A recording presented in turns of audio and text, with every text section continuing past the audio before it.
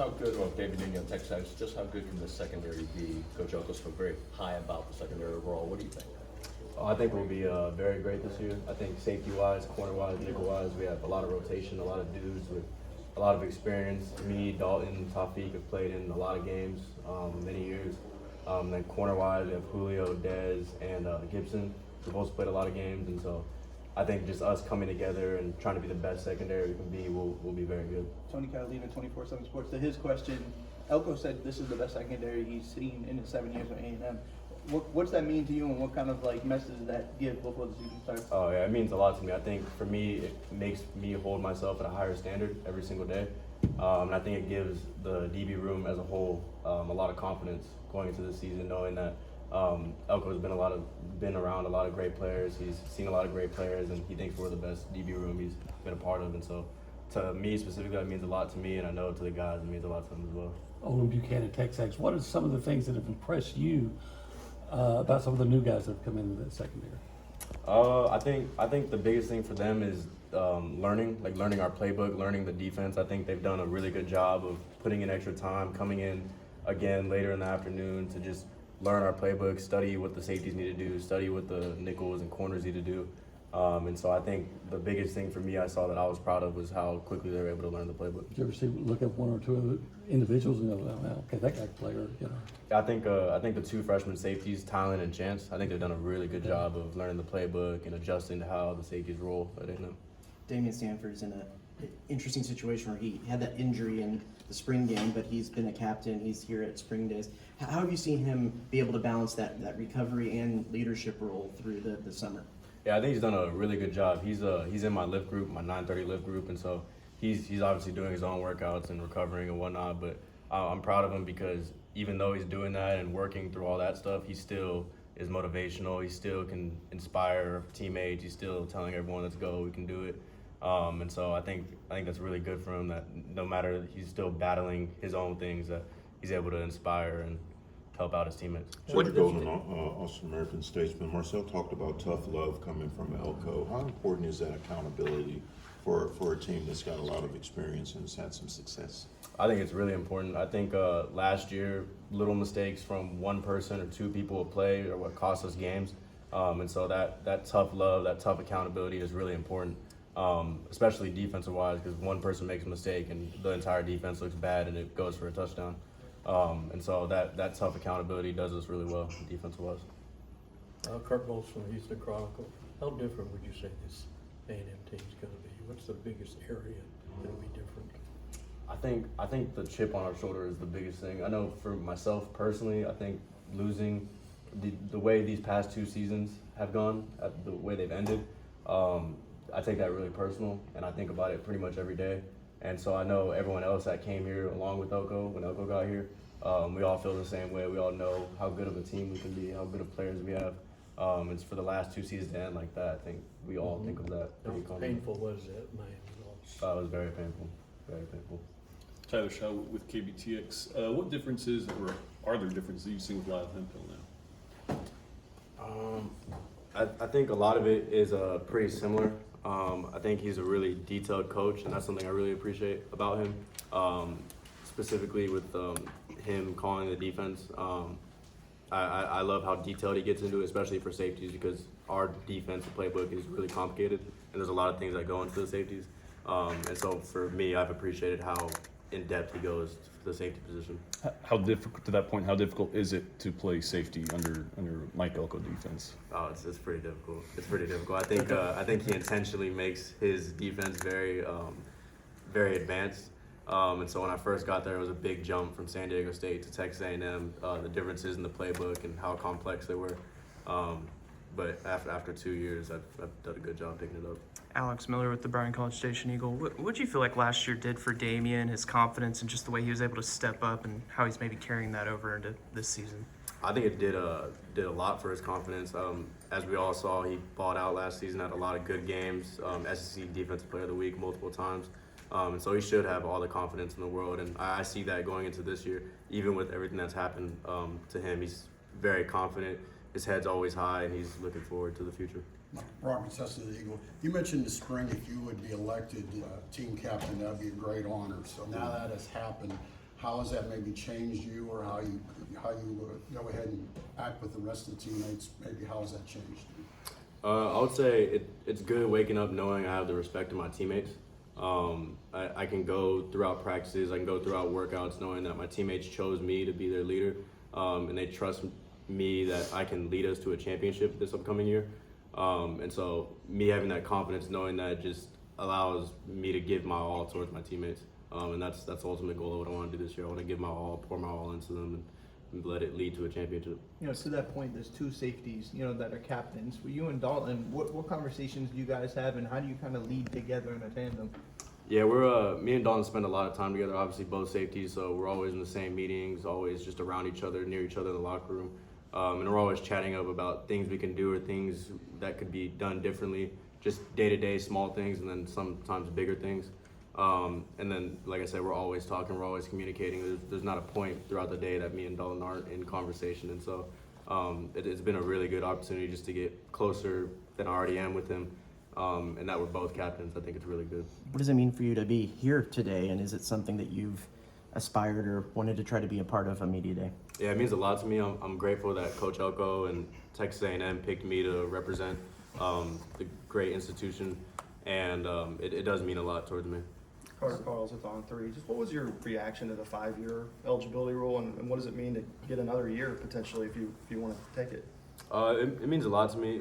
Personally, my goal is that this is my last year, but God knows what's in store, and so if I have to come back another year, that's God's plan. Marcus, why do you feel like you've lost to Texas the last 2 years? I think there's a lot of different reasons for that. It could be as simple as someone not in their gap, or on offense, a mistake offensively. So there's a lot of things that go into a football game. But it's a pretty simple. They just executed better than us, and they played the game better than us. Can that be even more intense than the rivalry already is? Yeah, I would say so. Yeah. I would say so. Elko told us in the spring that you guys have a chance to double down on last year's success. I'm just curious, as you've gone through the offseason, what you feel like the key indicators are that y'all can actually do that. I think there's a lot of things. Obviously, we're a very talented team. We mesh very well. We spend a lot of time together, as I was saying earlier. And so I just think with that chemistry that I also saw last year, that chemistry will really boost us and bring us to far places. And it'll help us on road games. It'll help us when it's late in the season and we have another SEC opponent. I think that team chemistry that we have will really help us. So Marcus, interceptions. You had, 2 years ago, as many as A&M by yourself as A&M had as a team last year. Mm. Is that something that you DBs discuss among yourself, and is it just a matter of luck? What is it going to take for you guys to get more of those? Yeah, we discussed that a good amount. Right when the season ended in January, that was one of the main things we discussed. And it was a quick discussion, honestly. I had 3 drops myself, so the number looks totally differently if I just catch the ball. And yeah, that's really all we talked about. You know, to that point, Lyle Hemphill has some zone principles in his background. Is there some of that been discussed, and just maybe, just schematically that may be able to put you guys in better opportunities? Yeah, I think so. I think he's obviously bringing his own hints and flavors to the defense, into the playbook. But yeah, what I've noticed is Elko kind of has his own philosophy, and that's the philosophy we've been doing for the past 3 years. Have you gone against Horton much one-on-one? Not necessarily me guarding him, because I'm more in the post or Right. doing something else. But yeah, just competing against him on the defense. He's on offense. He's a great competitor. He loves to compete. He loves to win. He's a winner. And I look forward to competing with him, even if it's not football-wise. If it's a workout or something like that, I want to run next to him. I want to be next to him. He's an awesome competitor. What's something about Marcel that people who don't get to spend day-to-day with him may not realize about him? I'd say his leadership style. I think he has an amazing leadership style that a lot of people don't recognize. His personality is very outgoing. He can make friends with anyone. He can talk to anyone. He's never going to put you down. He's going to bring you up. If something goes wrong, he's going to be the first person to blame it on himself. And so we see that just being around him every single day. And I think his leadership characteristics are one of the most under-hidden things about him. Mark Passwaters with Aggie Huddle. Marcus, it seemed like about the middle of last year, the safety play became a lot more aggressive. Do you like the idea of playing in the box closer to the line of scrimmage? And do you think that Lyle's going to kind of keep that idea as we go into this year? Yeah, I do like the idea of being in the box. I really don't prefer or have a preference of where I'm at in the box, in the post. I'll play wherever. I think that's one of the best things about safeties is all the different things we do. Being in the deep half, deep third, in the box. And so I think that's one of the things Hemphill and Elko really try to emphasize is having the safeties do a lot of different things so the offenses can't pick up on it. And so whatever it is, in the box, not in the box, I'll be cool with it. You know, for somebody who's into it deeply, just how important is that nickel kind of star spot? Obviously, Tyreek is gone now, but you know, there's some pieces there. Just how important is it in an Elko defense to get that position right? It's very important. It's very important. They're like you said, they're going to guard the slot. Usually, the slot is one of the offense's main weapons, and they're usually manned up on them for 80 snaps a game. And so that's a super important position. And I think, like I said, I think we have depth there, and so I think it'll be good. We saw a lot of Jordan Shaw there at the end of the season. Just what have you seen from his progression as you move into this fall?